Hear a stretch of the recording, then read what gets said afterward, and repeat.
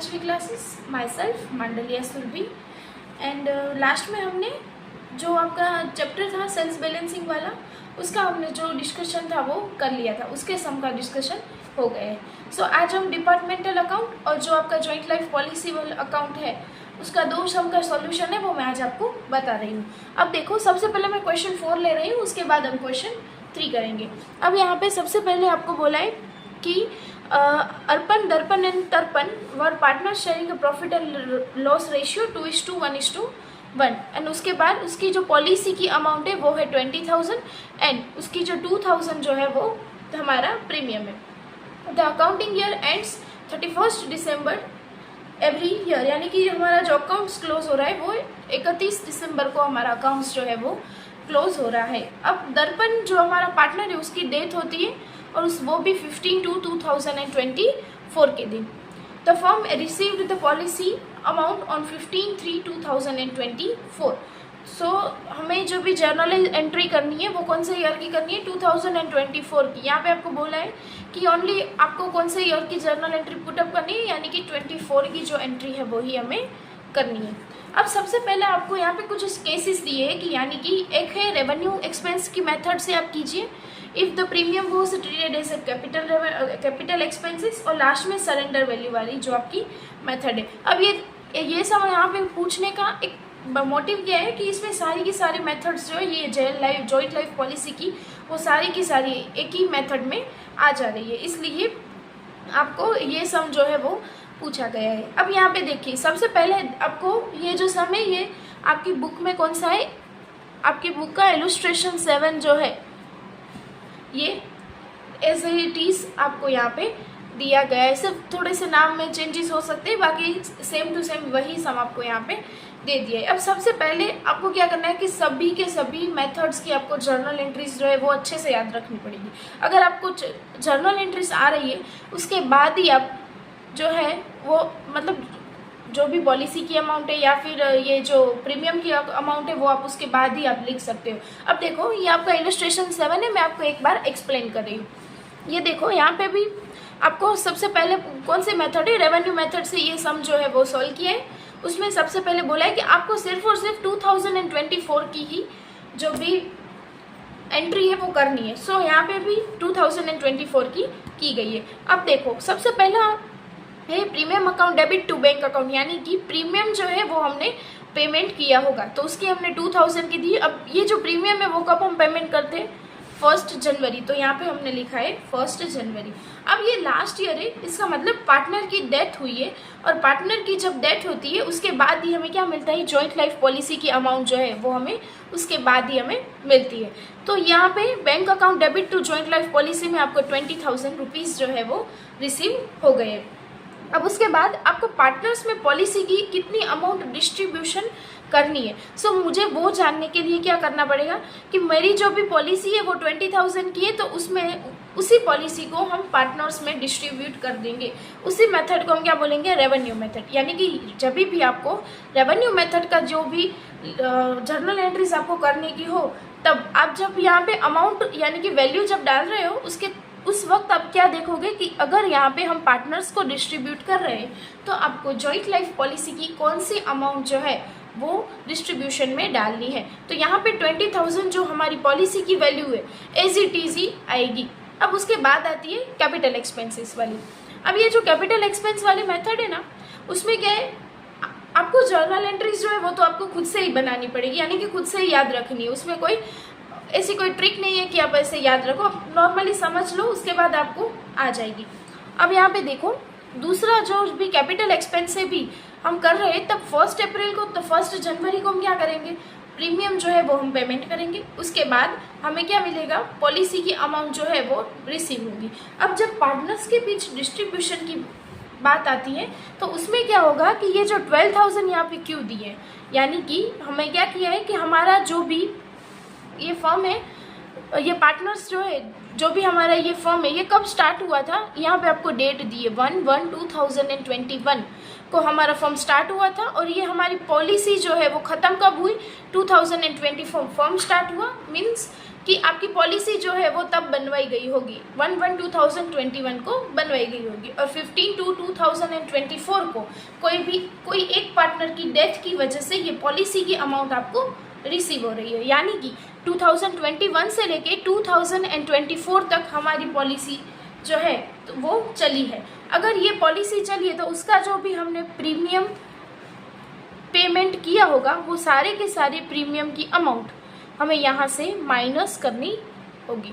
तो ये हम पे मैं जो माइनस करती हूँ जितने भी साल के, यानी कि 21, 22, 23 और 24 4 ईयर्स के हम जब प्रीमियम माइनस करते हैं तब हमें जॉइंट लाइफ पॉलिसी की एक्चुअल अमाउंट जो भी पार्टनर्स के बीच पे डिस्ट्रीब्यूशन करना है वो हमें यहाँ पे पता चल जाएगी। तो ये थी रेवेन्यू मेथड।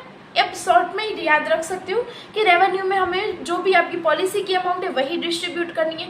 कैपिटल में हमें कौन सी अमाउंट डिस्ट्रीब्यूट करें, तो कि सारे की सारे ईयर है उन सारे ईयर का प्रीमियम जितना भी है वो सभी को माइनस कर दो, उसके बाद जो भी वैल्यू निकल के आए वो आपको माइनस पार्टनर्स के बीच में डिस्ट्रीब्यूशन करना है। अब इसके बाद आती है आपकी सरेंडर वैल्यू। यहाँ पे लिखा है कि आपको joint life policy account and joint life policy reserve account की बैलेंस 3000 है, which are the surrender value as on 1/1/2024, यानी कि सरेंडर वैल्यू दी गई है। तो उसका जो भी है उसका जो एक फॉर्मेट है, मतलब कि उसकी जो जर्नल एंट्रीज है वो हमें डायरेक्ट जर्नल एंट्रीज ही करनी है। क्यों जर्नल एंट्रीज ही करनी है? क्योंकि यहाँ पे आपको बैलेंस ही डायरेक्ट आपको बता दी गई है। अब देखो यहाँ पे जो भी ये सारी जर्नल एंट्रीज तो एज इट इज ही आएगी। अब यहाँ पे भी देख लीजिए, एक एंट्री हुई सबसे पहले, सारी की सारी जो भी आपकी मेथड्स है, तीनों की तीन मेथड्स, उन तीनों की तीन मेथड्स में आपको पॉलिसी में प्रीमियम तो पेमेंट करना ही है। सबसे 1 जनवरी को आप तीनों में प्रीमियम जो है वो पेमेंट करोगे। उसके बाद आपको बैंक में जॉइंट लाइफ पॉलिसी की अमाउंट भी आएगी, वो तीनों में सेम टू सेम ही जो भी जर्नल एंट्री है वो सेम ही होगी। अब आपको याद कौन सी सिर्फ रखनी है, ये जो फर्स्ट वाली है वो ही याद रखनी पड़ेगी। बाकी सारी की सारी जर्नल एंट्रीज जो है वो एकदम इजी वे से आपको याद रह जाएगी। अब देखिए यहाँ पे आपको ये जो भी 2024 का जो अब जर्नल एंट्रीज यहाँ पे की गई है, इसमें देखिए ये जो 3000 है उसकी एंट्री जो है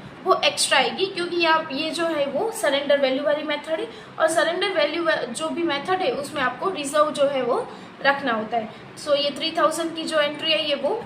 उसके बाद अब पार्टनर्स के बीच तो हमें पॉलिसी को डिस्ट्रीब्यूट करना ही है, तो यहाँ पे आपको 18,000 जो है वो कहाँ से आए, तो ये 18,000 कहाँ से आए, आपकी जो पॉलिसी की अमाउंट है और करंट ईयर का जो भी आपका प्रीमियम है वो आप माइनस करोगे तो आपको मिल जाएगी कौन सी वैल्यू, 18,000 मिली। यानी कि पार्टनर्स के बीच जो भी आपको डिस्ट्रीब्यूशन करना होगा वो आपको यहाँ से मिल जाएगा।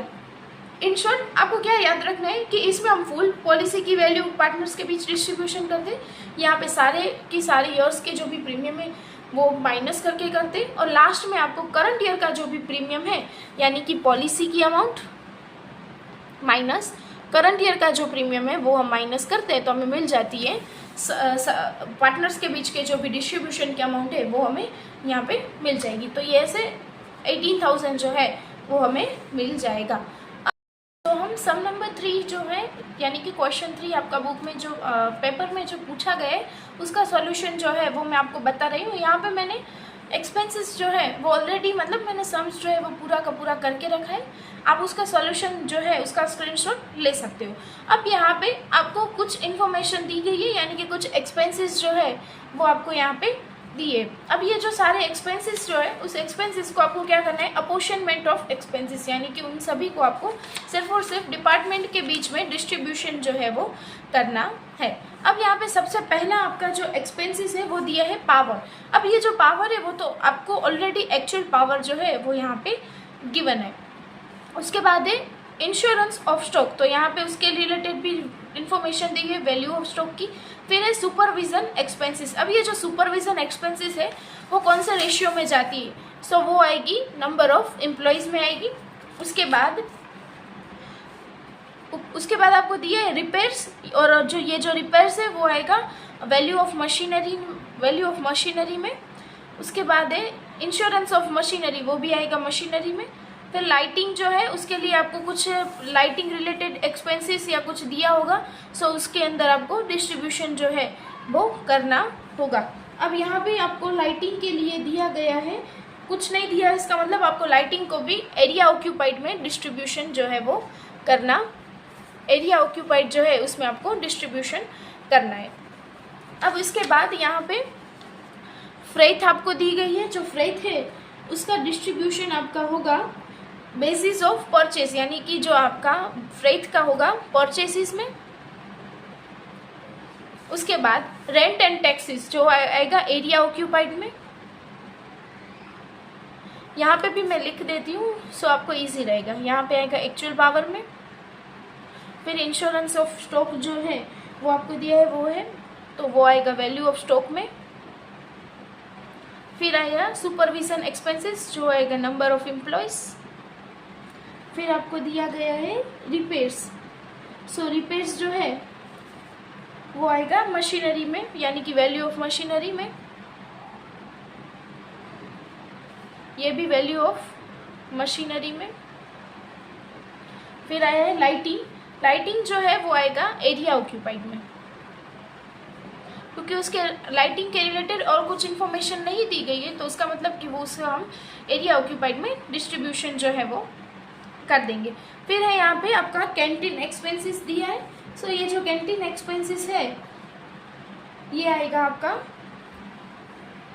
नंबर ऑफ एम्प्लॉयज़ में जो है ये आएगा, सॉरी नंबर ऑफ एम्प्लॉयज़।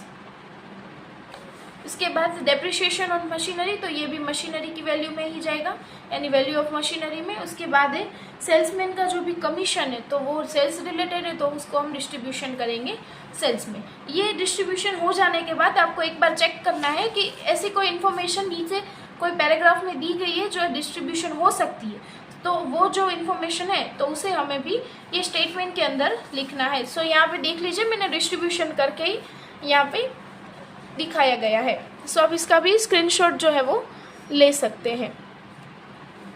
ये रहा पूरा का पूरा सम जिसका मैंने सॉल्यूशन आपको बता दिया है। सो आई होप आप सभी को ये वीडियो अच्छा लगा होगा। और यूनिवर्सिटी का आपका जो भी फाइनेंशियल अकाउंट्स का पेपर है लास्ट ईयर जो पूछा गया था उसका जो सॉल्यूशन है वो मैंने आज का ये लास्ट सेशन था जिसमें मैंने कंप्लीट किया है। ऐसे ही नेक्स्ट वीडियोस के लिए आप सुरंजवी क्लासेस को सब्सक्राइब करना ना भूलें।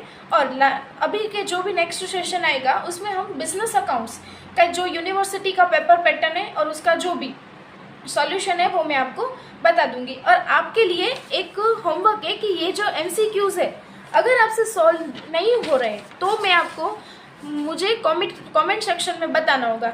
अब अगर आप मुझे कमेंट्स में बता रहे हो कि ये इसका सॉल्यूशन आपको अगर नहीं मिल रहा है तो मैं आपको ये सॉल्यूशन जो है वो मैं आपको प्रोवाइड कर दूंगी। So thank you so much everyone. ऐसे ही सुरंजवी क्लासेस को सब्सक्राइब करें और हमें सपोर्ट करना ना भूलें। Thank you.